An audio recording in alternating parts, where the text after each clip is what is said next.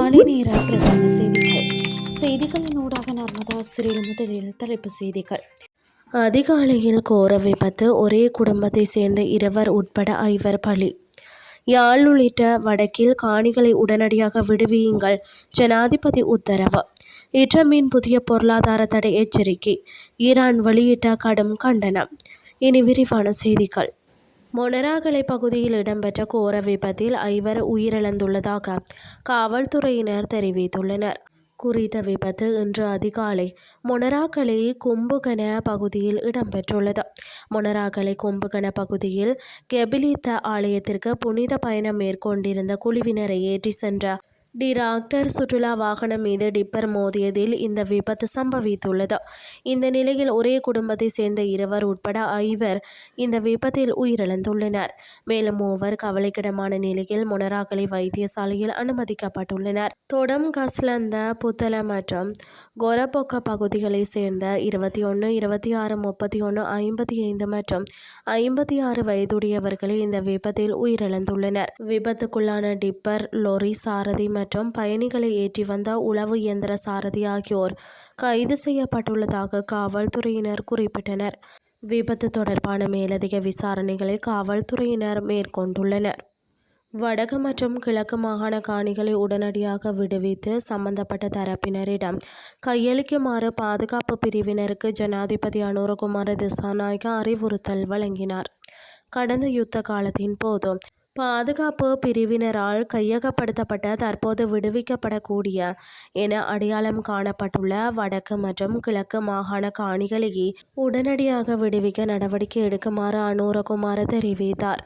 நாடாளுமன்ற கட்டிட தொகுதியில் நேற்று நடைபெற்ற கலந்துரையாடலின் போதே ஜனாதிபதி மேற்கொண்டவாறு குறிப்பிட்டார்.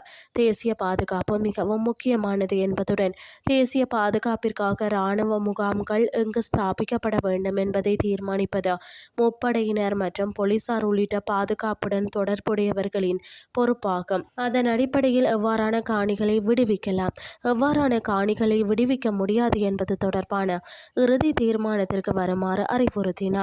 அவசியமான காணி அளவை தீர்மானிக்கும் போது இயன்றவரை மக்களின் தரப்பில் இருந்து சிந்தித்து விடுவிக்கக்கூடிய அதிகபட்ச காணிகளை விடுவிக்குமாறு மேலும் அறிவுறுத்திய ஜனாதிபதி, அவ்வாறு வழங்கப்படும் காணிகளுக்கு மேலதிகமாக அந்த மக்களின் வாழ்வாதார வழிகளை ஏற்படுத்தி கொடுக்க வேண்டியதன் அவசியத்தையும் விளக்கினார். அதற்காக உயர் உற்பத்தி திறனை பெற்றுக்கொள்ளக்கூடிய நவீன விவசாய தொழில்நுட்பத்துடன் கூடிய திட்டங்களை அறிமுகப்படுத்துவதற்கு நடவடிக்கை எடுக்குமாறு ஜனாதிபதி அனுரகுமார திசாநாயக்க கமதொழில், கால்நடை வளங்கள், காணி மற்றும் நீர்ப்பாசன அமைச்சின் செயலாளர்களுக்கு இதன்போது பணிப்புரை விடுத்தார். இனி வெளிநாட்டு செய்திகள். அமெரிக்க ஜனாதிபதி டொனால்ட் ட்ரம்ப் விடுத்துள்ள புதிய பொருளாதார தடைகள் குறித்த எச்சரிக்கைகளுக்கு ஈரான் கடும் கண்டனம் தெரிவித்துள்ளது. அமெரிக்காவின் இந்த நடவடிக்கை சட்டவிரோதமானது மற்றும் மனிதநேயமற்றது என்றும் ஈரான் சாட்டியுள்ளது. ஈரானின் வெளியுறவு அமைச்சகம் இது தொடர்பில் தனது கடுமையான கண்டனத்தை பதிவு செய்துள்ளது. இது தொடர்பில் அமைச்சகம் வெளியிட்டுள்ள அறிக்கையில், ட்ரம்பின் இந்த அச்சுறுத்தல் 1953 ஆண்டு ஆகஸ்ட் 19 அன்று ஜனநாயக முறையில் தேர்ந்தெடுக்கப்பட்ட ஈரானிய பிரதமர் முகமது மொசாதெக்கை பதவியில் இருந்து அகற்றிய சதி திட்டத்தின் ஆண்டு நினைவு நாளுடன் ஒத்துப்போவதாக ஈரான் சுட்டிக்காட்டியுள்ளது. இந்த நடவடிக்கை கடந்த 73 ஆண்டுகளாக ஈரானிய மக்களுக்கு எதிராக அமெரிக்கா கொள்கை வகுப்பாளர்கள் காட்டி வரும் பகைமையின் தொடர்ச்சியாகும் எனவும் குறிப்பிட்டுள்ளது.